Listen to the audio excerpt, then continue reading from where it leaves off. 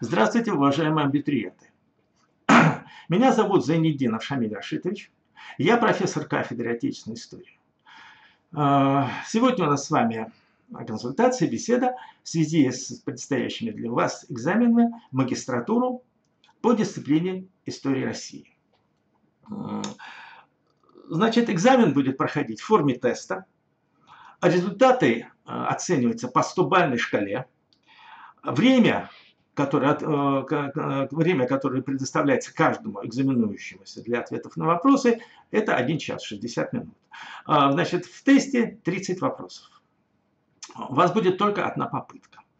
Значит, экзамен начинается в 10, заканчивается время в 15 часов, то есть последнее время, когда абитуриент может зайти с тем, чтобы ответить на вопросы, это 14:00. Как только вы заходите, сразу начинается отсчет времени, в 15 часов оно автоматически заканчивается. Значит, теперь, это то, что вот касается такой общей, скажем, такого общего методического, что ли, вступления о том, что вам предстоит делать. Теперь относительно самого экзамена. Значит, экзамены проходят по утвержденной программе. Значит, в программе, соответственно, достаточно много тем, к которым вы должны готовиться. Значит, сразу скажу относительно пособий, по которым вы должны готовиться. Я бы всем рекомендовал, я сам пользуюсь этим учебником, учебник истории России, значит, автор Орлов, Георгиева. Это издание, это книга, которая уже издается, по-моему, что-то около 20, если еще не больше лет. Вот. Но она постоянно дополняется. Значит, автор – это преподаватель исторического факультета Московского университета, которая, значит, во-первых, безусловно, блестящие знатоки своего предмета, но кроме того, они еще и блестящие методисты. Они умеют преподносить дисциплину, именно вопросы, всю эту информацию именно так, чтобы она была понятна вот именно студентам вашего уровня, то есть специалистам вашего уровня, хотя вот я говорю, я сам постоянно обращаюсь к этой книге, она у меня, можно сказать, так сказать, как настольная книга. Значит, это раз.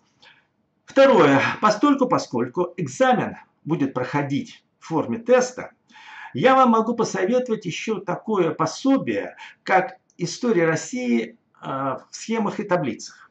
Значит, есть несколько. В частности, я знаю такой автор Кириллов. Дело в том, что, конечно, эти тесты больше, скажем, как сказать, они больше, конечно, предназначены для тех, не для тех, кто поступает в магистратуру, а значит, кто только готовится к сдаче экзамена, или экзамен ЕГЭ, значит, или другие экзамены, значит, еще так на таком достаточно, скажем, низком уровне в средней школе. Значит, но тем не менее, то пособие, о котором я вам сказал, значит, какие у него отличия? Достаточно компактная, достаточно разнообразная информация. И что самое важное, понимаете, она там дана вот именно в той форме, в какой вам будет предоставлена возможность отвечать на экзаменах. То есть вот она хороша именно для подготовки для тестовой формы экзамена. Значит, вот это то, что касается вот пособий, по которым готовятся. Теперь относительно того, на что следует обращать внимание.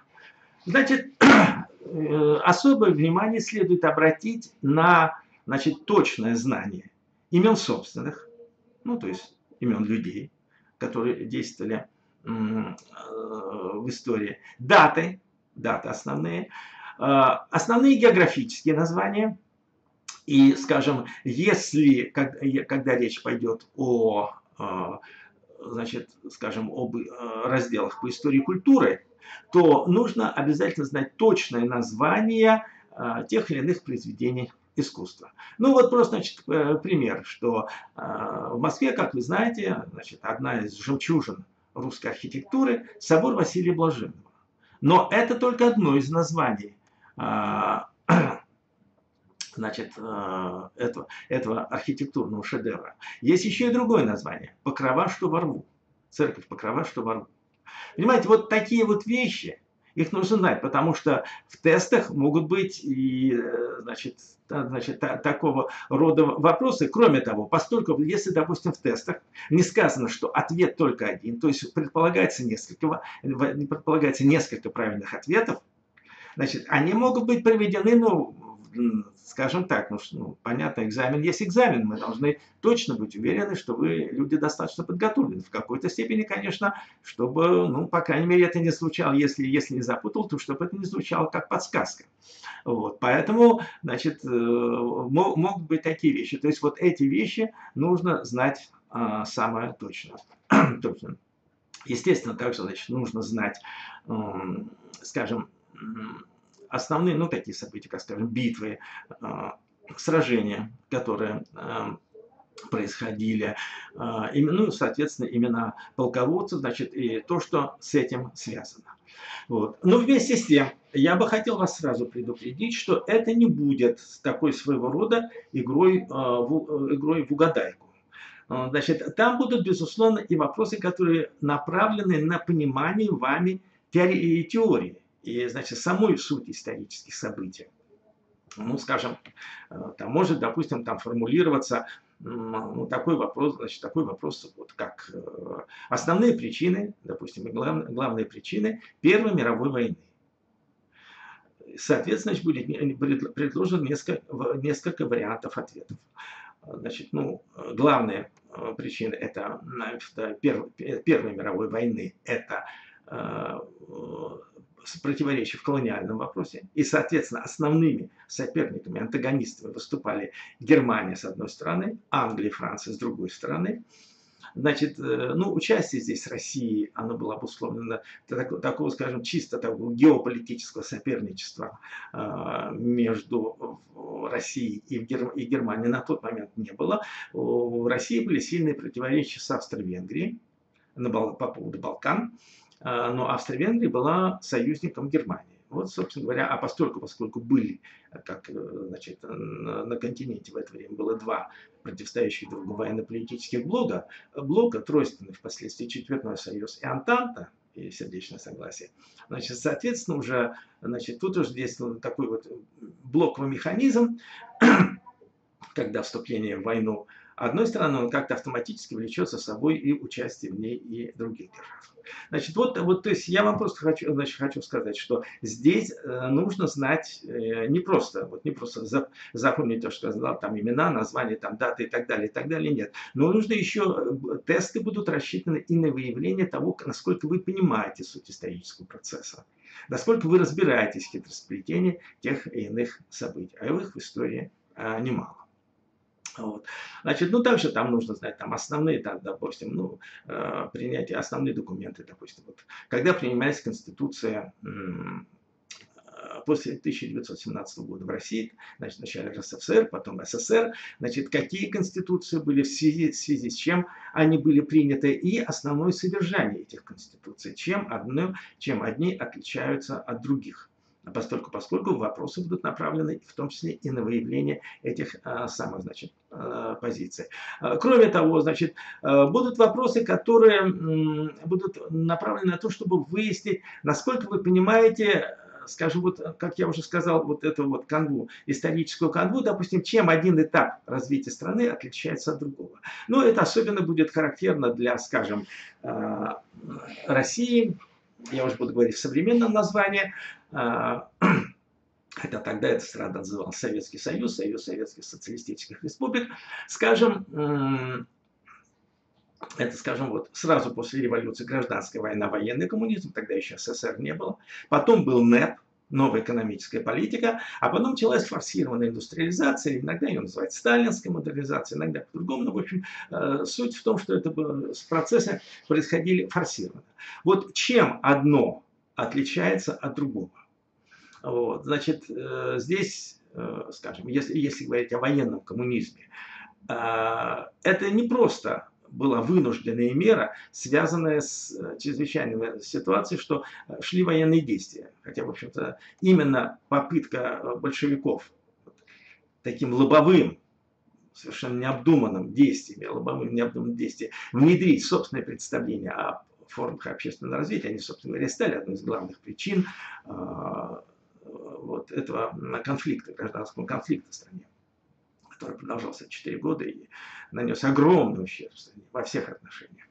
Значит, вот это. Нет, это было, вот как я уже сказал, это была именно попытка, значит, вот воплотить в жизнь их собственное представление о том, что из себя представляет социалистическое общество. В первую очередь, это отмена денег, товарно-денежных отношений, ну и, значит, все, что с этим связано, и принудительная уравниловка в социальной сфере.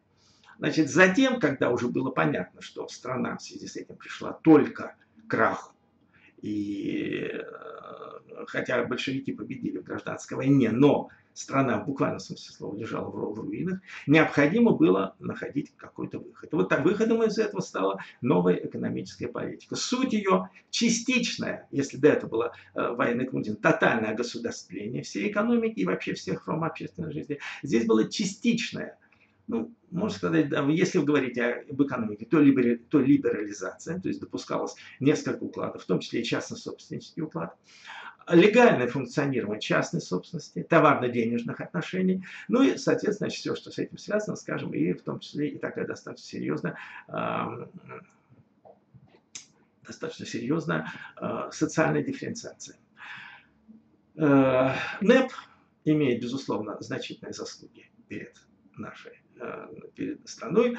НЭП сделал очень много. В первую очередь он позволил перевести страну из состояния гражданской войны к состоянию гражданского мира. Была ликвидирована разруха, был ликвидирован голод, а голод был самый настоящий, были случаи каннибализма, то есть людоедства.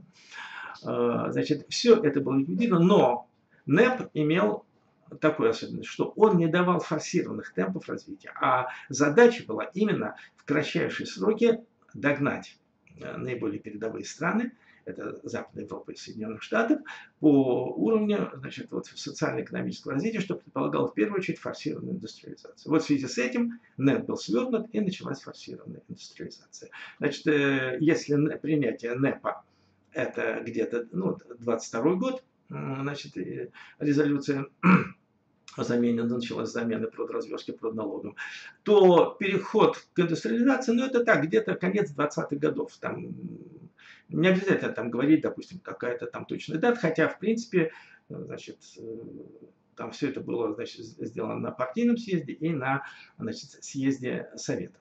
Вот. Ну, то есть конец 20-х годов. Значит, вот понимаете, то есть вот такие вещи, которые, значит, их запомнить это невозможно. Это можно только понять. Поэтому при подготовке к экзамену нужно напрягать не только память, это само собой, но нужно еще и стараться проникнуть в суть явления, в суть вещей. Значит, теперь так, вот по своему опыту я знаю, что для абитуриентов наиболее трудными для восприятия, в том числе и для, значит, ответа на экзамены, наиболее сложными бывают, как правило, ранние этапы развития страны, ну, что и понятно, поскольку, значит, ведь, если, скажем, для современной истории, просто, ну, многие понятия, многие явления, во-первых, что-то знают там, по курсу, значит, там, истории, там, из художественной литературы или еще как-то. Просто некоторые понятия, они до сих пор, значит, в ходу нашей жизни. То, что было там, много столетий назад, что это, безусловно, уже давно прошло, это все вышло из обихода, это все вышло из, все эти термины вышли из потребления, общественные связи приобрели совершенно другой характер, и поэтому тут, конечно, сложность и запоминания, и понимания, и запоминания. Поэтому вот в связи с тем, что все-таки во времени мы несколько ограничены, я решил сосредоточиться в первую очередь именно на этих вот наиболее ранних этапах развития российского общества. Да, я сразу хочу сказать, что вот вверху на слайде, где вы видите, значит, это здесь моя электронная почта и мой номер телефона. Значит, 7 августа насколько я помню, с 10 до 12 часов.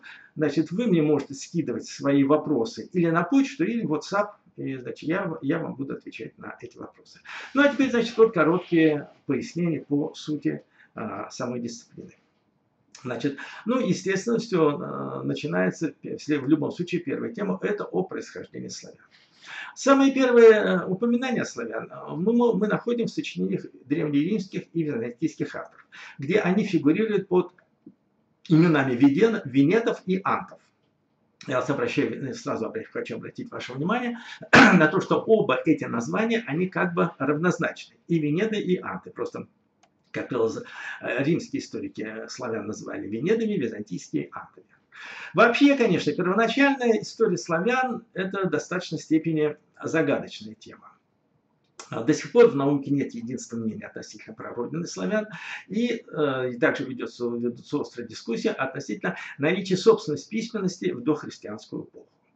Единственное, на чем соглашаются все, значит, специалисты по этой проблеме, это то, что в первые века нашей эры славяне, как и некоторые другие молодые народы, выходят на историческую арену. Примерно в середине V века, уже нашей эры, это значит, единый славянский корень разделился на три ветви – южных, западных и восточных. Южные славяне осели на территории Балканского полуострова, который тогда входил в состав Византийской империи, и смешались там с местным населением. Так, сейчас. Западные, это значит, они освоили территорию современной Польши, Чехии, Словакии, отчасти Германии. Восточные славяне заняли обширную территорию между тремя морями – Балтийским, Белым и Черным.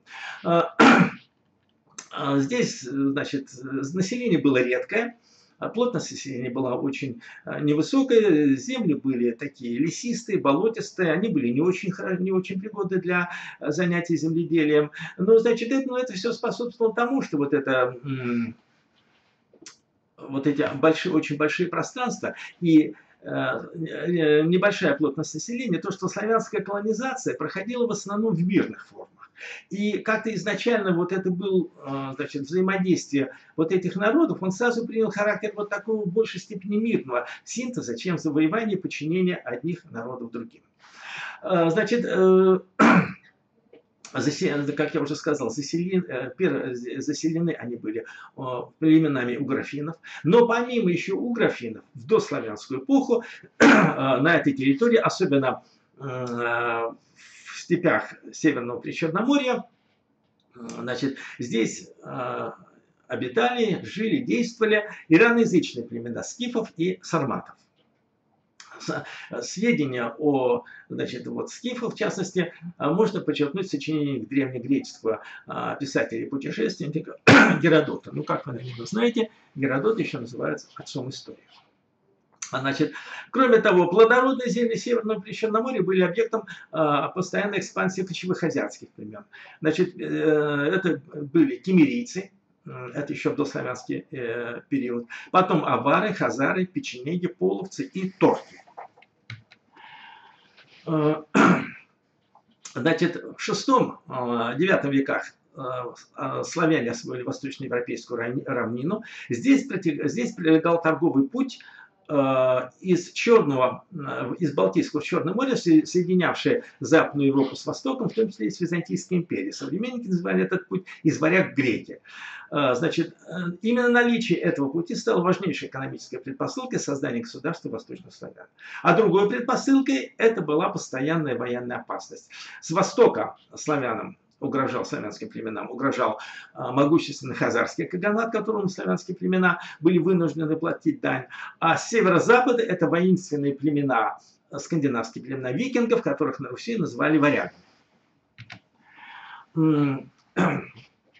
Значит, самые ранние сведения по истории России, если говорить именно о письменных источниках, можно найти в летописном своде «Повесть временных лет». Этот, значит, свод стал создаваться, значит, в XI веке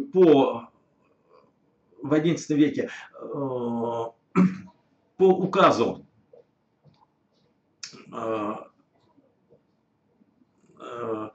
по указу великого князя Владимира Мономаха автором считается монах Нестор.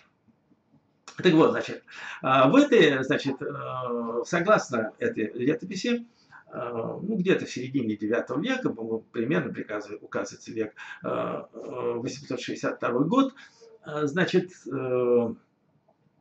племена, жившие на северо-западе, в районе озера Ильмень, в этом городе, в Новгороде, значит, вначале успешно боролись против захватчиков скандинавов, но потом перессорились между собой в борьбе за власть и в конце концов приняли решение о приглашении скандинавского племени, то есть своих бывших врагов, для княжения.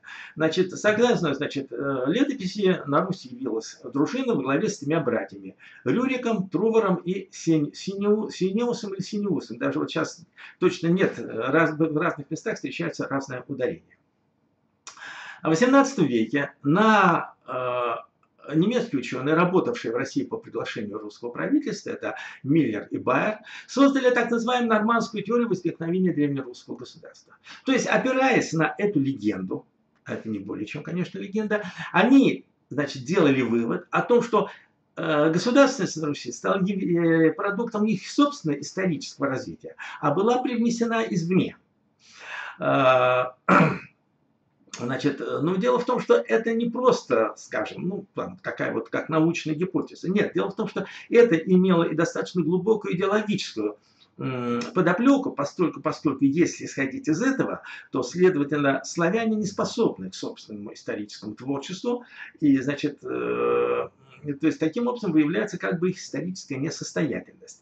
С другой стороны, значит, единственная возможность Руси развиваться, это идти строго в фарватере западных стран и все делать именно по западным лекалам, не придумывая ничего своего. Значит, ну уже это с самого начала появления этой теории, значит, она вызвала серьезную полемику. Значит, в русском обществе, русское общество раскололось на норманистов и антинорманистов. Одним из наиболее таких ярких и непримиримых антинорманистов стал великий ученый Михаил Васильевич Ломоносов. Значит, современная наука доказала, что государственность не может быть привнесена извне. Она может стать только результатом длительного исторического развития. Кроме того, значит, как я сказал, значит, подтвердить или опровергнуть легенду невозможно. Но дело, даже если взять за 100%, что, скажем, да, действительно, значит, что было вот это варяжское племя, что действительно первые русские правители на Руси были варягами, скандинавами, но ведь это говорит только о происхождении княжеской династии, а не о причинах возникновения русской государственности. Кроме того, сейчас существует теория, что Рюрик и его дружина были славянами и до призвания в Новгород и жили на южном побережье Балтийского моря. Значит, что говорит в пользу того, что легенда о призвании варягов, она соответствует истине? Значит, ну, во-первых, значит, практически доказано, что Рюрик – это исторически реальный персонаж. В западноевропейских хрониках фигурирует такой могущественный конунг, скандинавский конунг Рерик, живший вот примерно в эту же самую историческую эпоху. Синеус или Синеус и Трувор – это именно, скорее всего, вымышленные, которые произошли от, значит, соответственно, таких понятий, как верная дружина и свой род. То есть Рюрик прибыл на Русь с верной дружиной со своим родом. Вот. Отсюда, значит, вроде как эти, значит, вот 3 брата. Вот. Но, значит, это во-первых. Дальше. Первоначально славянская аристократия, русская аристократия, носила варяжские имена. Это сам Рюрик, его сын Игорь Ингвар, его родственник Олег Хельги, мать Игоря, князя Игоря, это Ольга Хельга. Но уже сын Игоря и внук Рюрика носят славянское языческое имя Святослав. Это говорит о том, что даже если все это было верно, и действительно первоначально правила варяжская дружина, то влияние-то на развитие, в том числе на развитие культуры, было минимальным, а может быть и вообще никакого не было.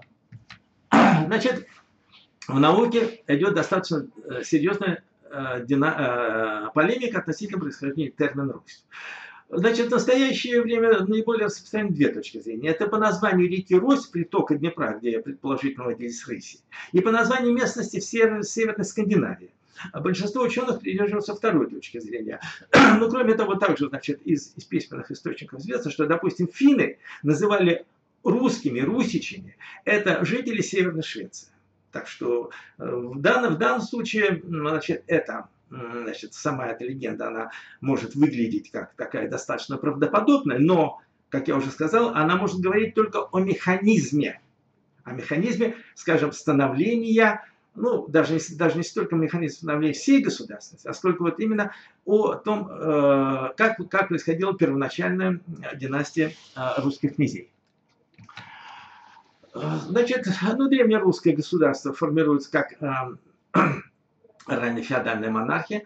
Значит, на начальном этапе власть носила родовой характер, то есть власть принадлежит всему княжескому роду, а князь представляет род и руководит отдельным племенем. В X веке власть приобретает уже строго монархический характер. Это в значительной степени связано с таким кардинальным, важнейшим процессом, как принятие христианства.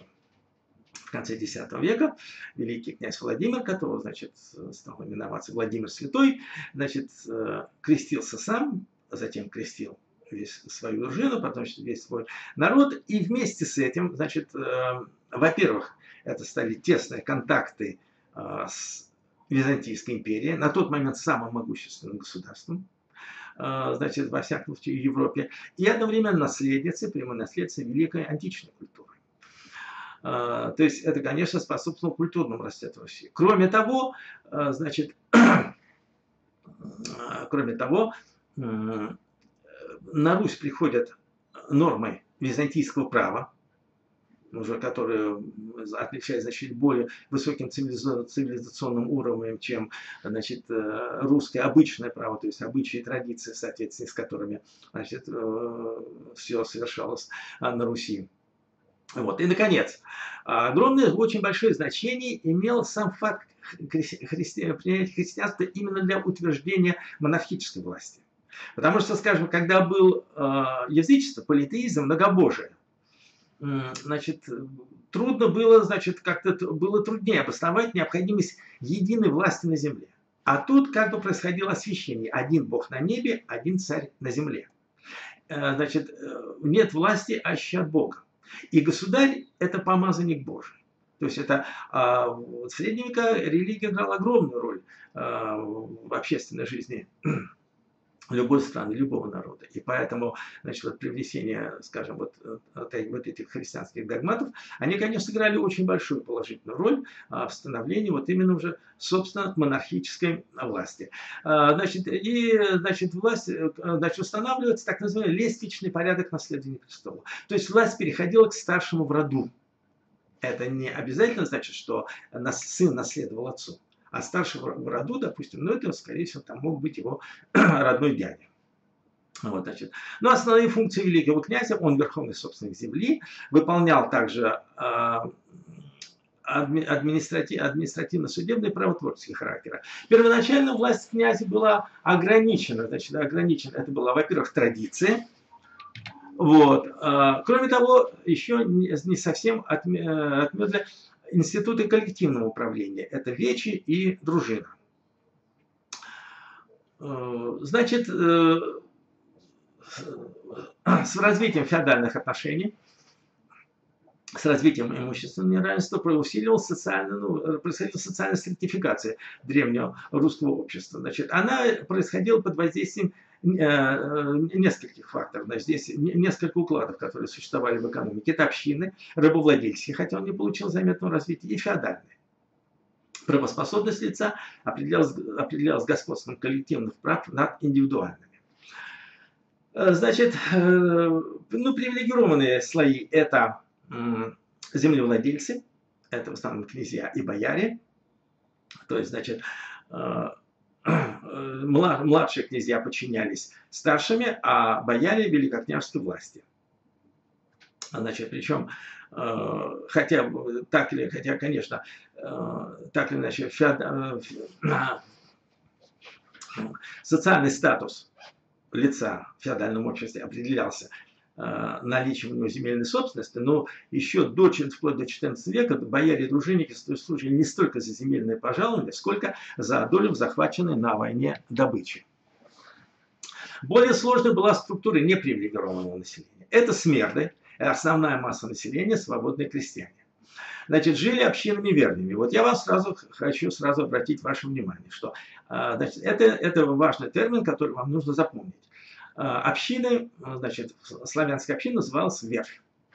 Далее. Были закупы, это феодально зависимые крестьяне, значит, которые отрабатывали долг феодалу. Долг это купа, называлась купа. Вот закуп, то есть он работал за купу, чтобы, значит, вот, отработать долг. Также, значит, были изгои, изгнанные из общины, лишенные ее защиты, их права, значит, охранялись церковью. Они, в свою очередь, делились на свободных и зависимых. Свободные – это выходцы из свободной среды, а зависимые – это рабы, отпущенные на волю, значит, но оставшие под покровительством своего партнера. Значит, рабы – это самая низшая социальная категория, которая делилась, в свою очередь, на холопов и челядь. Разница между ними, что челядь – это человек, который вообще лишен каких-либо прав и, значит, который просто рассматривался как вещь. Со временем развития древнерусского общества, повышением его степени его социальной зрелости, постепенно, значит,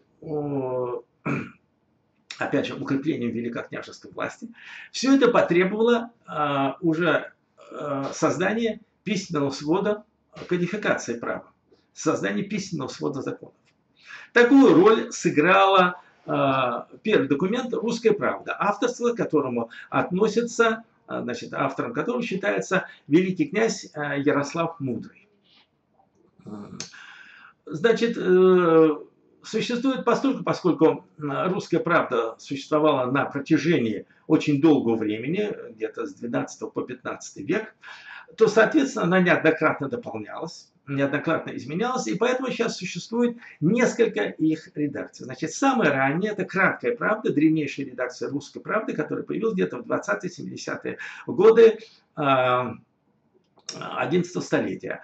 Эта правда еще не фиксирует наличие каких-либо привилегий у отдельных категорий лиц, но самое главное, эта правда стремится ограничить, значит, родоплеменные обычаи княжескими установлениями. В первую очередь, значит, здесь ограничена традиция кровной мести. Значит, и в отдельных случаях кровная месть заменяется денежными штрафами. Значит, следующее – это пространная правда, появление которой относят к XI-XII веку.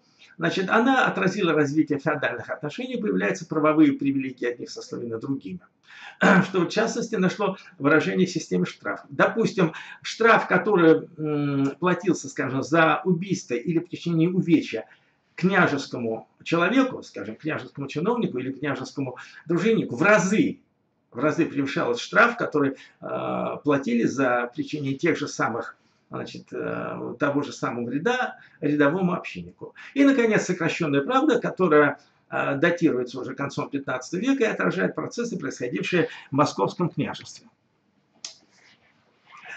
Значит, есть такой период в развитии русского общества, как феодальная раздробленность. Значит, она продолжалась в России, она началась где-то в конце XII века, даже нет, то есть в начале XII века, в конце XI, начале XII века и продолжалась где-то до XIV века. По этому поводу тоже происходило достаточно много, значит, достаточно большие дискуссии. В конце концов, значит, сейчас уже феодальная раздробленность рассматривается следующим образом. Это новая форма организации русской государственности в условиях освоения территории страны и ее дальнейшего развития по восходящей при господстве натурального хозяйства. Развитие государства превзошло возможности одного человека управлять отдельными землями. То есть, когда наступает феодальная раздробленность, государство расширилось. И уже один великий князь, один человек, или даже приближенный даже князь со своей дружиной, уже был не в состоянии, значит, поддерживать порядок и защищать внешние рубежи своего государства. Потому что дружина, она играла одновременно, она не только чисто военной силой, но она еще и такой, как военно-полицейская сила. Она также и устанавливала, значит, приходила во многих случаях при решении различных спорных вопросов внутри самого общества. Так вот, значит, при такой территории уже дружина, князь и его дружина не могли выполнять своих функций. Зато, значит, поскольку производительные силы развивались, отдельные земли богатели, значит, увеличилась численность населения, и уже земли становились как бы самодостаточными. Они могли, скажем, не только сами себя прокормить, но, скажем, там уже было достаточно много народу, это выставить достаточно многочисленную дружину, хорошо ее вооружить. Вот. И таким образом уже как бы необходимость защите со стороны великокняжеской власти, она отпадала. А раз отпадает эта функция, то уже, естественно, люди всегда будут стремиться к самостоятельности.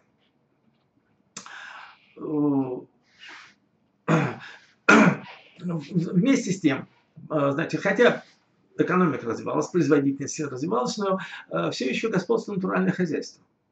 То есть при господстве натурального хозяйства была хозяйственная автаркия, то есть замкнутость территории, и не было практически никаких экономических связей между отдельными территориями. Это еще больше. Вот это, собственно говоря, сыграло решающую роль в том, что, значит, каждая территория стала представлять себе отдельное государство. Значит, начало этому процессу, уже такому как легальному, положил съезд князей в Любичи, состоявшийся в 1097 году по инициативе Владимира Мономаха. Он принял решение, каждый держит отчину свою, отчину, то есть за свое владение. Значит, первое время могучая воля Владимира Мономаха и восстановления Мстислава Великого, а также половецкая опасность сдерживали сепаратизм князей. Но после смерти Мстислава Великого в 1132 году произошел распад государства, значит, это уже стало совершившимся фактом, и русское государство превратилось в сумму наследственных владений представителя рода Рюриковичей. Значит, как я уже сказал, в чем социально-экономические предпосылки? Эволюция феодализма стимулировала генезис феодального землевладения. Сформировала значительную прослойку бояр, которая выполняла по отношению к зависимому населению функции государственной власти. Именно бояре стали движущей силой вот этого сепаратистского разъединительного процесса. Значит, в чем последствия феодальной раздробленности? Они тоже не столь однозначны, их нельзя, значит, рассматривать как только как сугубо положительные или как сугубо отрицательные. Но самое главное, на чем бы я хотел обратить ваше внимание, это что происходит экономический, социально-экономический, культурный расцвет отдельных земель. Самый точный показатель – это рост числа городов даже на самых отдаленных окраинах страны. Значит, ценности духовной культуры начинают проникать в группу народных масс, прививая новые формы политического быта, хозяйства, права. Как раз вот в это время, значит, происходит как бы многовариантность русской культуры. Появляется, в каждой местности появляются какие-то свои культурные особенности. В частности, скажем, уже если до этого летописание было только в Киеве и писалась только история, скажем, вот, там одного княжеского рода, теперь уже появляются и местные летописания, которые фиксируют, значит, вот, различные события, значит, вот этого раннего периода истории.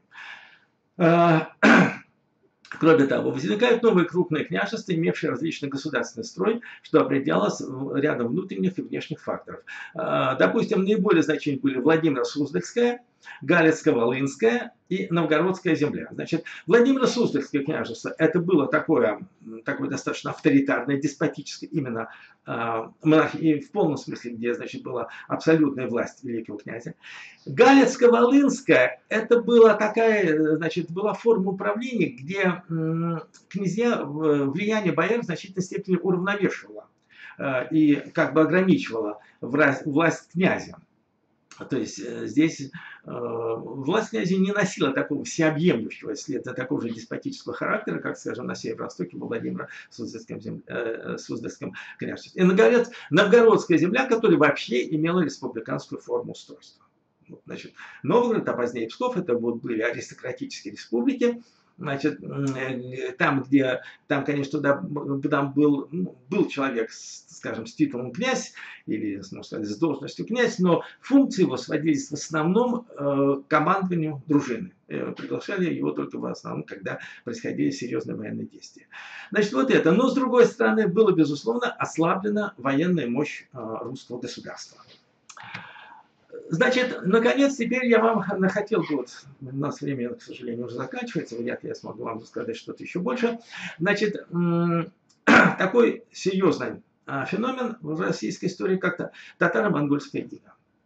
Значит, татаро-монгольская ига начинается с вторжения войск Бату-хана в 1237, ну, зимой 1237-38 года, завоевание значительной части русской территории. Значит, потом войска Бату-хана двинулись дальше на запад, дошли до берегов Адриатического моря, но, значит, они уже не могли удерживать такую огромную территорию, потом, значит, поэтому решили вернуться за Карпаты. Значит, и вот некогда огромная единая монгольская империя, которую создавал Чингисхан, она распалась на ряд относительно независимых государств, улусов. Значит, Русь вошла в состав улуса, которым руководил внук Чингисхана Бату-хан. Значит, это огромное государство, которое, значит, площадь которого простиралась от Иртыша на востоке до Дуная на западе. Вот такое вот, значит, государство. Значит, вот я бы просто на что хотел обратить внимание. Нельзя путать две вещи. Сам факт вторжения, который, значит, и последовавшее затем вот это длительное, он продолжался почти 250 лет, период, так или иначе, взаимодействия, который получил название ига. Понимаете, вот нельзя путать. Конечно, что значит в результате вторжения, которое, кстати говоря, современники, там это сохранились литературное свидетельство, вообще сравнивались, считали, что это пришел конец света. Потому что это было, конечно, ужасное испытание для людей, на чью долю оно выпало. Значит, вот в результате нашествия были разрушены города, исчезли многие ремесла, нарушились традиционные связи с Западной Европой, Византией и Востоком. Произошло сокращение роли вотчинного землевладения, значит, то есть, которое, значит, не за счет пожалования, а возросло государственное вложение за счет поборов в пользу хана и также консервация холопства. Значит, политическое развитие. Произошло усиление княжеской власти, ослабление вечевого демократического элемента. Значит так, но вместе с тем, на что бы я хотел обратить особо ваше внимание. И наверняка это, значит, также будет, значит, вам придется отвечать на вопросы, что, невзирая на это, русская государственность не погибла. Вот в этом главная особенность взаимодействия Руси и Орды. В том, что русскими княжествами, во-первых, не было изменено административно-территориальное деление русского государства, как это было с другими завоеванными территориями. Значит, сохранились княжества. Княжествами управляли русские князья. Но, значит, в чем была разница? Если раньше русские князья, все князья, считали себя вассалами великого князя в Киеве, то теперь и эти князья, и великий князь стал вассалом ордынского хана. То есть здесь, в общем-то, типичный для феодального общества институт вассалитета и, соответственно, подчинения. Значит, каждый князь должен был явиться в ставку Бату-хана, принести присягу на верность и получить специальный документ, ярлык, который ему давал право на великое княжение. И, значит, когда происходил, допустим, один князь или умирал, или по какой-либо причине он должен был, так сказать, сдать свои полномочия, он не имел права самому назначать себе наследника. Наследника, значит, человека, который вслед за этим вступал, значит, в княжение на данной территории, все равно определялось волею Бату-хана. В основном взаимоотношения Руси и Орды Значит, в чем была причина? Тут был, значит, тут нельзя сбрасывать со счетов, конечно, экономический фактор. Лесистая, холмистая, болотистая местность русского государства была малопригодна для развития отгона пастбища. Вот это экстенсивное скотоводство, это основное занятие монгол, который, собственно, из-за которого они, собственно говоря, захватывали новые территории, потому что всегда кочевники искали пастбище для своих отар. Вот. Значит, кроме того, но, конечно, огромную роль сыграло это героическое сопротивление, которое русские оказали при завоевании, значит, татаро-монголов. Не желая повторения этого, значит, вот ордынские ханы пришли к выводу того, что вполне достаточно, если Русь будет просто исправно платить дань. Поначалу, значит, дань была многообразная, в том числе это была и, можно сказать, дань человеческими жизнями, ну, то есть не просто, значит, отдавали в рабство в Орду, а, значит, русские дружинники должны были воевать на стороне монгольских ханов, значит, была и такая форма, значит, была такая форма дани. Вот, значит, поначалу за сбором дани наблюдали специально назначенные чиновники баскаки. Но после восстания в Твери в 1327 году, которое вызвано было именно злоупотреблениями вот, ханских сборщиков дани, правда, восстание было жестоко подавлено, и главную роль в этом сыграл московский князь Иван Калита. Значит, он получает ярлык на великое княжение и право сбора дани по всей Руси. Значит так, теперь последствия татаро-монгольского ига. Здесь, опять же, несколько точек зрения. Значит, длительное время, это в советской историографии, в советский период, значит, господствующим было такое. Задержало экономическое, социокультурное государственное развитие русских земель, возродило архаичные формы эксплуатации и предопределило отставание Руси от Западной Европы. В досоветский период, это, скажем, ну, где-то 19, начало 20 века, была более распространенная в русской, в российской историографии другая точка зрения. Это монголо-татарское влияние на Русь было незначительным. Особенности внутреннего развития Руси возникли задолго нашествия. Отношение князей к населению не зависело от регламентации золотоордынской власти и определялось принципом вотчинности, хотя авторитет великокняжеской власти опирался на мощь Орды. Значит, и, наконец, уже во второй половине 20 века, это где-то уже, где-то так, наверное, 70-80-е годы, возникает третья точка зрения. Значит, возрождается такое течение общественной мысли, как евразийство. Наиболее таким его видным представителем и в значительной степени как бы человек, который возродил евразийство, это течение мысли, которое существовало еще и ранее, но это было в основном или до революции, или в эмигрантских кругах, значит, русская интеллигенция, значит, а уже в советское время этим занимался Лев Николаевич Гумилев, наш выдающийся ученый, значит, и у него такая трактовка последствий татаро-монгольского ига. Этот период завоевания являлся военно-политическим союзом, который оказал значительное влияние на психологию народа, социальную организацию, государственное устройство. Зависимость Руси ограничивалась политической сферой, но не распространялась на идеологию, быт, экономика. Свержение ига в 1480 году – это просто перенос ставки из Сарая в Москву, а настоящим государством Русь Московская становится после завоевания Казанского, Астраханского и Сибирского ханства. Ну вот на этом я так вам, значит, мы, наверное, заканчиваем. Вот. Ну что ж, желаю вам успеха на экзамене.